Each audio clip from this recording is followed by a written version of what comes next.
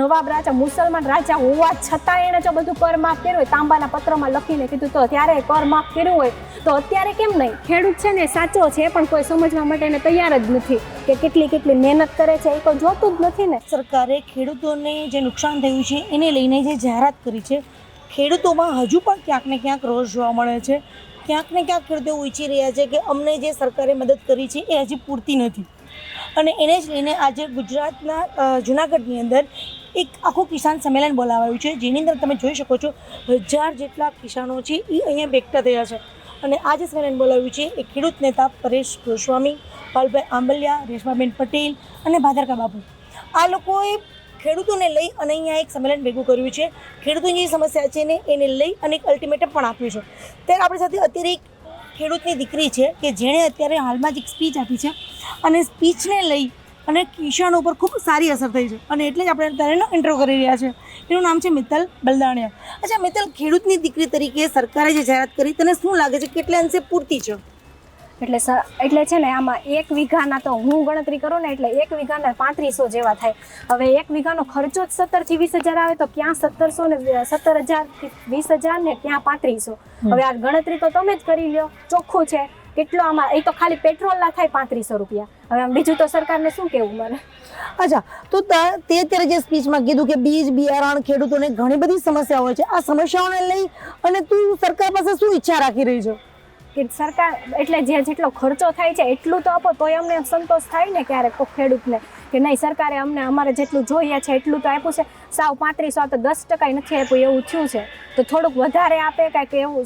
ખેડૂતોની માંગ જોવે, માંગ સાંભળે, ખેડૂતોના પ્રશ્નો શું છે એનો ક્યારેક તો હલ લાવવો જોઈએ કે નહીં એનો. અચ્છા, યુવા ખેડૂતની દીકરી તરીકે તને શું લાગે છે, સરકારને તું શું સજેશન આપી શકે? તારા મતે સરકારે શું કરવું જોઈએ?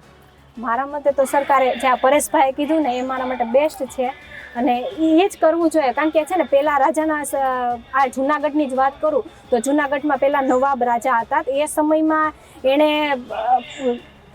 દુષ્કાળ પડ્યો હતો, તો સોરાકડિયાથી સોનબાઈમાં આવ્યા હતા ને એણે એવી માંગ રાખી કે બધા ખેડૂતોની કર માફ કરો. એટલે એ જો નવાબ રાજા મુસલમાન રાજા હોવા છતાં એણે જો બધું કર માફ કર્યું હોય, તાંબાના પત્રમાં લખીને કીધું તો ત્યારે કર માફ કર્યું હોય, તો અત્યારે કેમ નહીં? એ પ્રશ્ન એ ઉઠ્યું છે ને. પહેલાંના બધું થતું તો હવે કેમ નથી થતું? હવે કેમ ખેડૂતનું કોઈ સાંભળતું નથી? અચ્છા, અત્યારે આજે ખેડૂતો ભેગા થયા છે, સરકારે તો 10,000 કરોડ 10 કરોડ જેવી જાહેરાત કરી છે. કહેવાય છે કે સરકારે અત્યાર સુધીની સૌથી મોટી જાહેરાત છે, છતાંય ખેડૂતોની અંદર નારાજગી અથવા તો રોષ શા માટે છે? પણ આ સૌથી મોટી છે, પણ એ પ્રમાણે સામે એટલી જમીન પણ છે ને, એટલા ખેડૂતો સામે છે ને, બધાના ભાગમાં કેટલા આવે આમાં, અને જેટલા આપે છે એટલા તો બધા પેટ્રોલમાં વયા જાય છે. આમાં કેટલો ભાવ બિયારણથી માંડીને દવા ને ખાતર ને બધાને કેટલી ને મહેનત કરે, રાત દિવસ મહેનત કરે, એ તો અલગ. હવે આ બધાનું ગણતરી કરવા જાય તો કેટલું થાય નુકસાન, કેટલા થયા છે. જ્યારે ઉદ્યોગપતિના લેણા માફ થઈ જાય તો સરકાર ખેડૂતના કેમ નથી કરતી?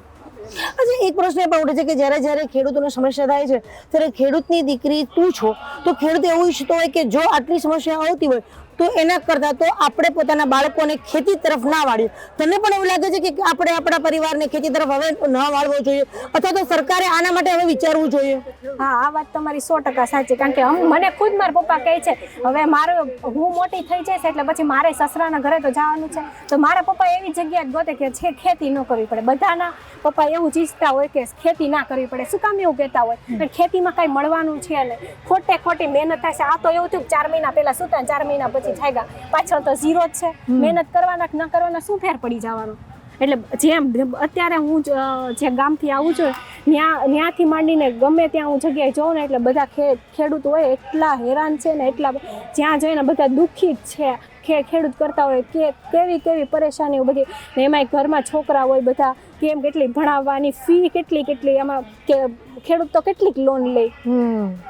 અચ્છા, એક દીકરી તરીકે જ્યારે ખેડૂત, પહેલાના જમાનામાં એવું કહેવાતું કે ખેડૂત છે એ પોતાની દીકરી સામેવાળાને જમીન છે કે નહીં, ચાજી જમીન હોય એવા ઘરે દીકરી દેવા ઈચ્છતા હતા, અથવા તો દીકરાના લગ્ન કરવા હોય તો સામેવાળા પૂછે તમારી જમીન કેટલી. તો અત્યારે જમીન જાજી હોય તો લગ્ન થાય એ પરિસ્થિતિ ખરી? નહીં, જમીન તો હવે કોઈ જોતું જ નથી. કારણ કે જમીન કોઈ જોતી જ નથી, કારણ કે એમાં કાંઈ ખોટી મહેનત છે એ તો બધા એવું જ સમજે છે, કારણ કે કાંઈ મળવાનું તો છે નહીં.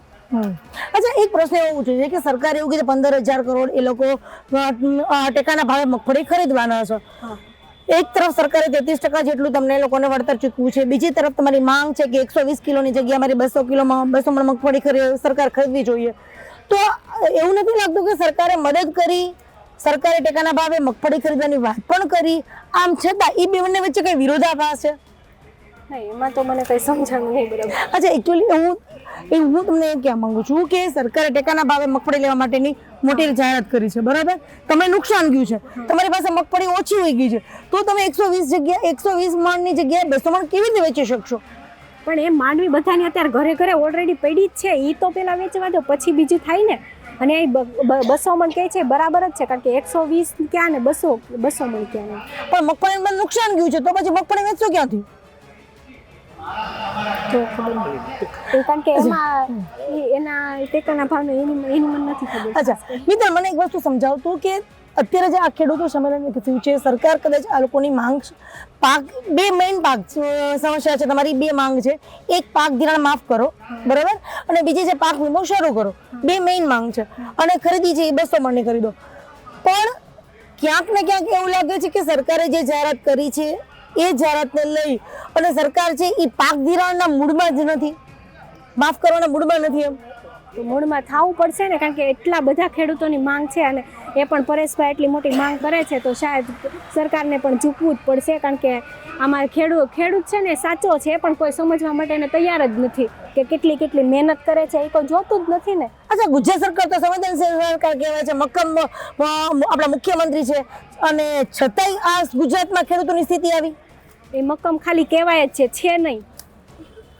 ઓકે, આ હતી આપણી સાથે મિત્તલ બલદાણિયા કે જે ગીર સોમનાથના દુક્કડવા ગામથી આવેલી છે, અને આ એક યુવા દીકરીએ આજે જે સ્પીચ આપી છે એને લઈને ખેડૂતો પર ખૂબ એની અસર થઈ છે.